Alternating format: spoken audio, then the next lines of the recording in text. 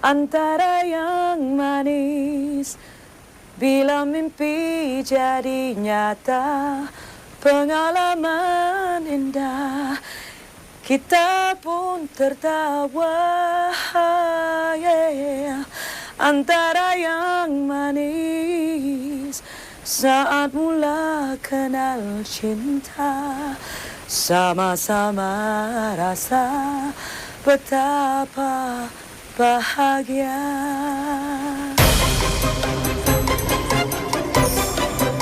Mimpi dan pengalaman manis serta cinta penghibur terkemuka Anita Sarawak kepada dunia hiburan kini sudah bertahan lebih 4 dekad lamanya. Suatu perjalanan yang menyaksikan beliau menjadi artis berbilang bahasa.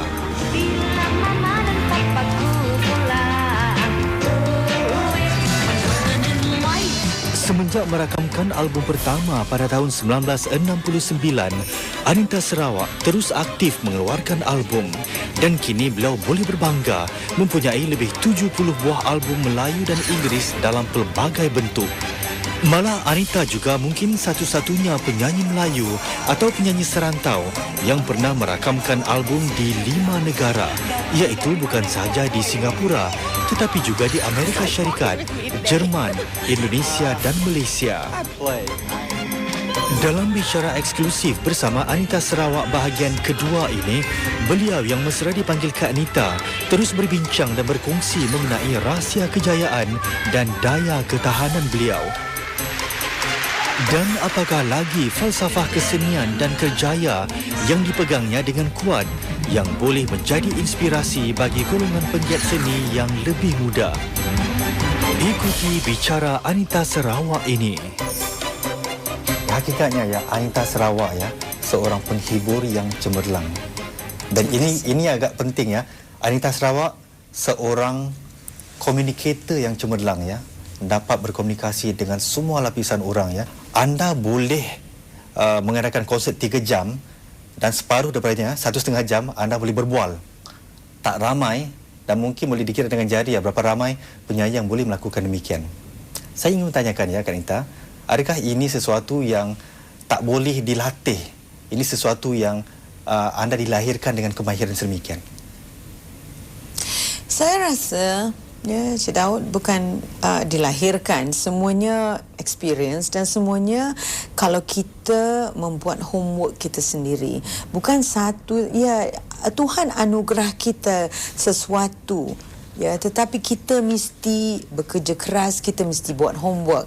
Seperti Cik Daud, kita mesti nak seperti berbalik kepada intelektual, kita mesti nak baca surat khabar, kita mesti nak tahu apa hal ehwal dunia, ya, not just kita as entertainer, kita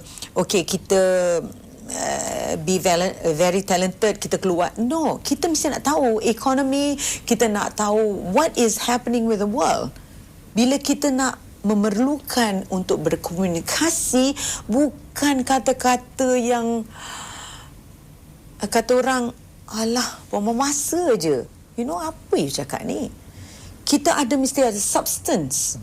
1, 2. Tidaklah mengatakan kita jadi politician ke atas tu, bukan. Tetapi kita mesti nak tahu yang siapa yang kita berkomunikasi. Apa event kita berkomunikasi. So, we're gifted. Kak Anita, boleh tak Cik Daud, Kak Anita mengatakan Kak Anita ni orang pemalu sekali. I think Tuhan anugerahkan Kak Anita menjadi seorang yang ada berbakat untuk menyanyi ni kerana Kak Anita pemalu. Di dalam pangkuan sekolah ni Kak Anita memang berat mulut. Kalau tengok lips Kak Anita ni ini kan memang berat. Tapi tak ada orang yang akan percaya bahawa Kak Anita seorang yang pemalu. Pemalu, sampai sekarang pemalu. Tetapi kerana kata orang kewajipan Kak Anita iaitu dan Kak Anita suka orang. I love people. I love all semua apa kata orang all walks of life. Important sekali Kak Anita sayangkan manusia. Yeah, I love people. Kak Anita tidak kalau Kak Anita nak apa kata orang to hang out with, to be a friend, I don't care. You taxi driver ke, you yang apa ni kata di Las Vegas tu ada yang orang angkat sampah ke apa, Kak Nita bertegur dengan dia, CEO ke, MEO ke, GO ke, tak ada Kak Nita put kategori. Everybody Kak Nita respect. Kita dalam dunia ni memang kecil. Kita semua need each other. So itulah Anita Sarawak is all about. Bila Kak Nita berjalan di mana-mana, Kak Nita bila tengok sesuatu orang manusia tu, Kak Nita tengok as a person, as a human being. Kak Nita always thinking, siapa dia? Family dia macam mana? Pekerjaan dia siapa? Apa kesukaan dia? I'd like to get to know. And this is, I'm inquisitive. And my passion.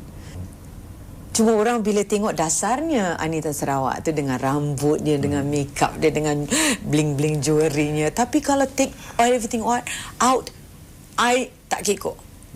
I still be able, ya, Kak Anita masih juga kata orang berkomunikasi kepada semua taraf kata orang manusia, ya. So that is the most important. Setahu Kak Nita, ya, ada tak orang lain atau orang kedua yang mempunyai kemahiran yang serupa seperti sedemikian dalam pesada muzik ala Melayu ni? Terus terang Kak Nita. Terus terang, Kak Nita lagi fikirkan, ya, macam mana Kak Nita nak terangkan. Tidak ada seorang yang boleh Kak Nita cakap bertaraf. Bukan Anita Sarawak, forget about Anita Sarawak. We are talking about siapa yang, is Allahyarham Sudirman Haji Ashad. Yeah, he's burning with passion. He keluar di sana, every time dia perform ada kelainannya, dan dia bekerja keras. Bila dia berlatih bersungguh-sungguh, seperti Kak Nita. Dan salah satu orang yang Kak Nita tahu in international standard ialah Frank Sinatra.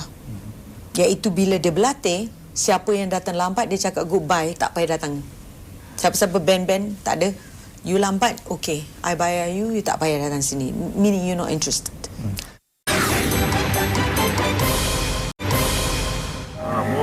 Bila ku kenangkan macam berbisik, you know. Whispering, ya? Whispering. Alangkah Ya. terharu bila ku kenangkan hidupku menderita. Ada di dadada, ada di dadada, pergi menghilang diri. Oh, this part, pergi menghilang diri. Okay. It's a long part. So I can stretch. You can stretch and you can feel that. Pergi menghilang diri.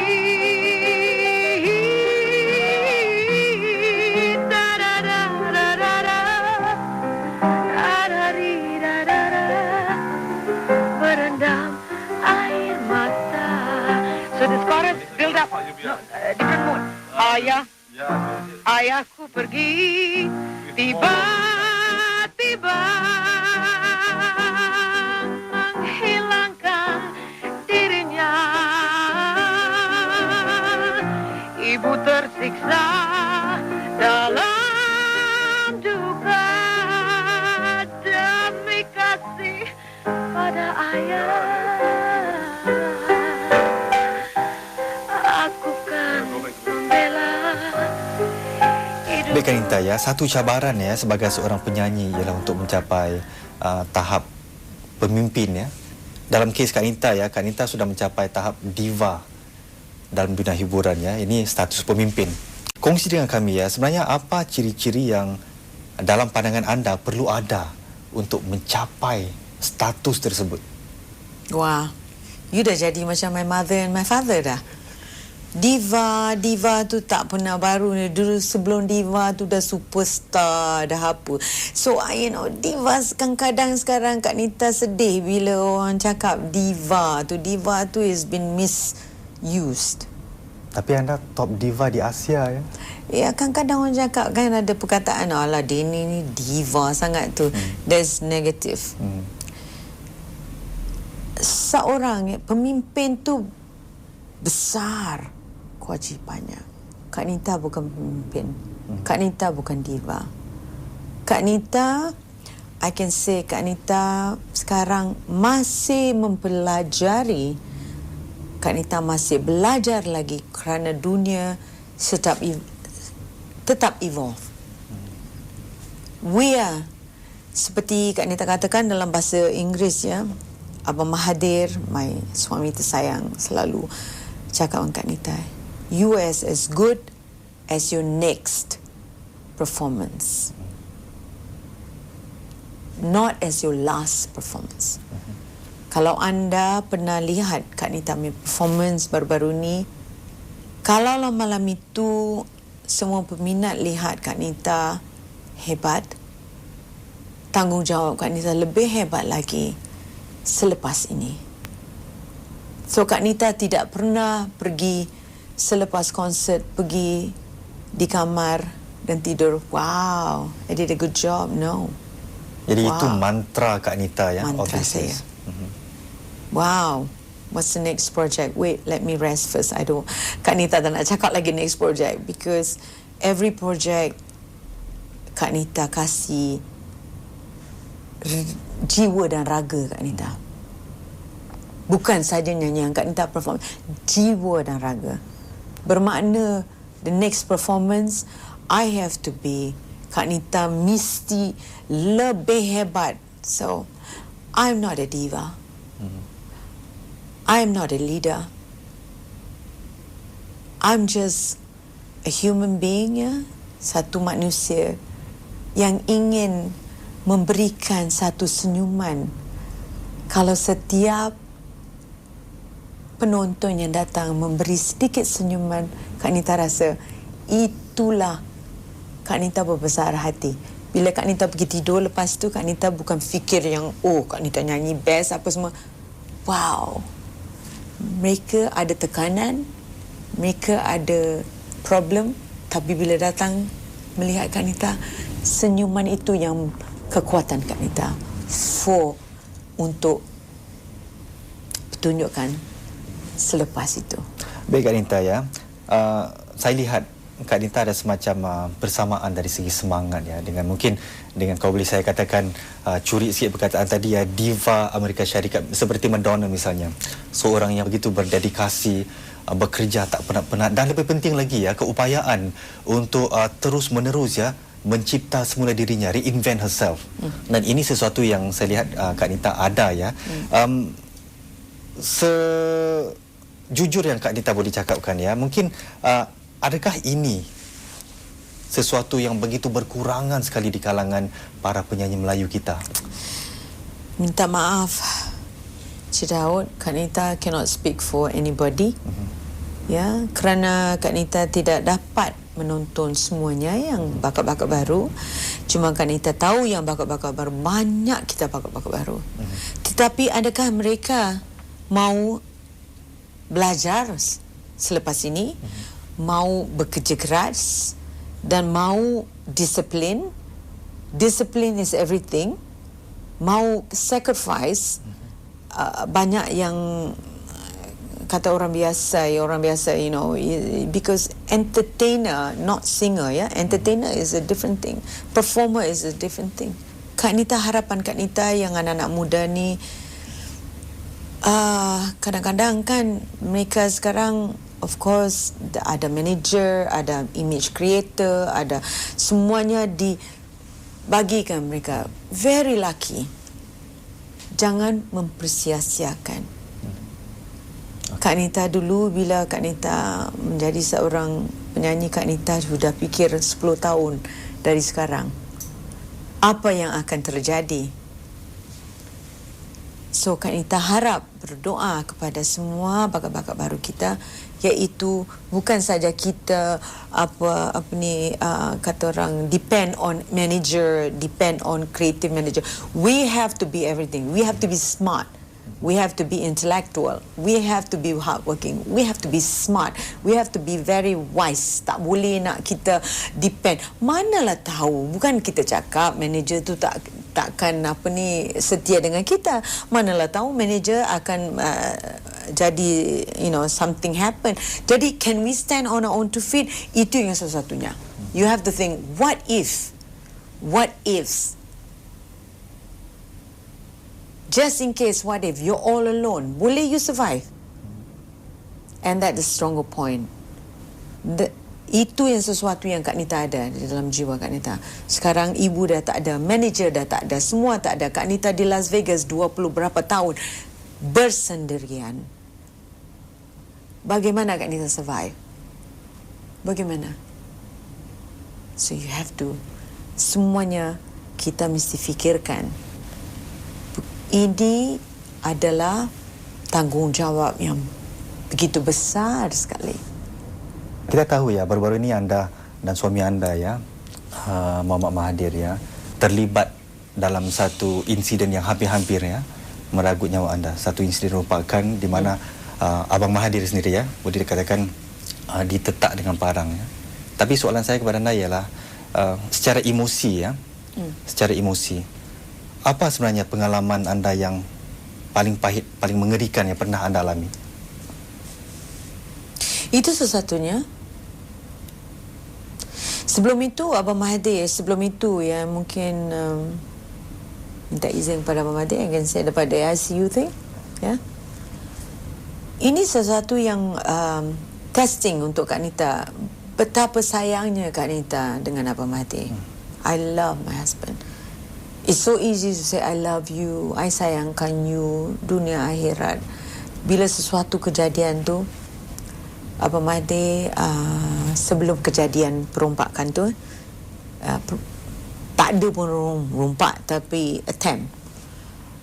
Abang Mahathir dikejarkan di hospital. Kak Nita kejarkan Abang Mahathir kerana dia punya blood pressure turun sekali dan tak boleh bernafas. Kak Nita call driver, hantar ke hospital, di ICU Abang Mahathir.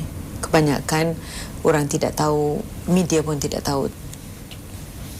Berasanya bila Abang Mahathir bawa ke operating room apa semua, Kak Nita rasa tak payahlah kita nak cakap apa yang Abang Mahathir, his complication.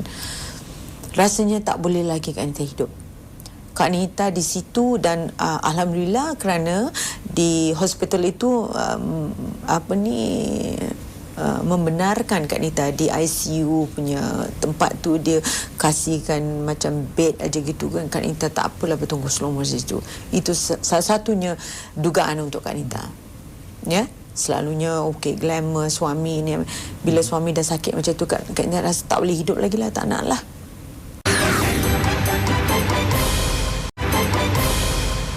Para penonton sekalian, Mungkin ramai yang sudah terlupa, namun Anita Sarawak, anak kelahiran Singapura ini sebenarnya pernah menyanyikan lagu-lagu patriotik untuk Singapura. Dalam rakaman tahun 1986 ini misalnya, beliau menyanyikan lagu yang menggesa kaum Hawa untuk menyertai sektor pekerjaan.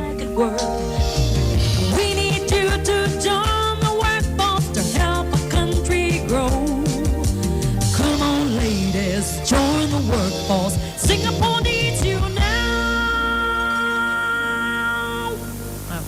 Okay. Baik Kak Nita ya, saya ada satu cabaran kecil untuk Kak Nita ya. Saya akan berikan satu perkataan kepada Kak Nita dan saya cabar Kak Nita ya untuk mendindangkan perkataan tersebut dalam satu tune atau lagu. Boleh Kak Nita? Oh, Kak Nita bukan apa kata orang songwriter. Jadi Kak Nita adalah seorang penyanyi. Jadi Ada itu cabaran 44 besar tahun tu. penyanyi ya. Ya, tapi Kak Nita bukan Ismail Harun. Jadi tak boleh Kak Nita nak diduga untuk cabaran ini. Minta maaf kerana I'm not a songwriter, I'm not a lyricist. I'm a singer. Kak Nita penyanyi, entertainer, menghibur. Jadi Kak Nita, saya melihat ya bahawa anda dan suami anda ya Muhammad Mahathir ya, ada persamaan saya lihat dengan PM Najib Razak dengan Datin Seri Rosmah Mansur ya. Dalam erti kata ya, anda dan Rosmah Mansur bekerja sebagai satu pasukan dengan suami masing-masing ya. Soalan saya kepada anda ialah siapa sebenarnya ketua atau pemimpin dalam partnership ini? kami berdua, Abang Mahdi dengan Kak Anita sejak kita sudah berumah tangga sudah 10 tahun dan berkenalan 11 tahun ya. Dan Abang Mahdi kita tidak pernah berpisah, bermakna ya Abang Mahdi pergi ke bisnes Kak Anita naik, tak pernah. Cuma kita berpisah bila kita nak ambil we take our shower ya. Abang Mahdi dengan Kak Anita tak boleh mengatakan yang dia tu leader atau Kak Anita tu leader. We're very equal. Ya. Abang Mahdi akan setuju kerana kita selalu berbincang tentang bisnes. Bukan saja dalam show business, kita ada bisnes yang lain-lainnya. Of course, investment kita banyak. Dan Abang Mahdi dapat kata orang menumpukan kejayaan Kak Anita bersama Kak Anita kerana semua kita punya investment kita dah plan dah semua. So Abang Mahdi bebas untuk bergerak bersama Kak Anita. Tapi semuanya we in partner. Tidak semestinya kita semuanya kita rasa wow semuanya nice and rosy ya. Kita bertegang urat juga, tanduk keluar juga. Tapi at the end of the day kita tidak macam mana kata orang duduk dan tidak kita kalau have an argument we don't quarrel. Tak pernah bergaduh. Kita argue. We debate. Kadang of course orang lelaki kan of course Kak Anita salut lah. Suami tu kita mesti letak di atas ya. Baik, jawapan Kak Anita jelas ya. Anda bermula di Singapura ya. Kemudian ke Las Vegas 20 tahun lebih dan kini kembali kepada dunia muzik Melayu ya. Soalan saya, adakah Kak Anita akan akhirnya ya memandangkan anda sekarang sudah bertapak di Malaysia akan akhirnya menjadi seorang warga Malaysia? Kak Anita sekarang ya terima kasih ya kepada Malaysia ya. Jujur sejujurnya terima kasih kerana Malaysia memberi Kak Anita dan Abang Mahdi menganggap kita adalah residents Malaysia. Terima kasih kepercayaan. Kak Anita banyak peminat Cik Daud bukan saja di Singapura, bukan saja di Malaysia, di Brunei, di Indonesia, tapi Malaysia memberi banyak opportunities. Kak Anita berterima kasih kerana ambil Kak Anita sebagai adopted daughter. Memberi kami berdua status of residentship. Ya. Singapore should be very proud and of course Kak Anita dilahirkan di Singapura, di Paya Lebar, di Macpherson Road, di Jalan Ampas. That's my roots. My father, Allah yarham my father, is from Pahang Temerloh. I'm so proud to have Singapore and Malaysia as my family. Jadi, it is my family. Tapi anda akan terus kekalkan warga negara pasport Amerika? Itu sesuatunya kita boleh merancang. Ya Cik Daud? Kak Anita tidak tahu yang Kak Anita hari ini akan berbual sama Cik Daud. Tuhan menentukan segala-galanya. I cannot answer your question. Tuhan yang Maha Esa akan menentukan perjalanan hidup kita sebelum kita kembali ke rahmatullah. Anita Sarawak, legenda, diva, ikon seniwati Melayu ya. Terima kasih kerana sudi berbicara dengan kita untuk kali ini. Di sini juga Kak Anita rasakan dari hati kecil Kak Anita. Terima kasih kepada Cik Daud kerana sudi. Terima kasih banyak.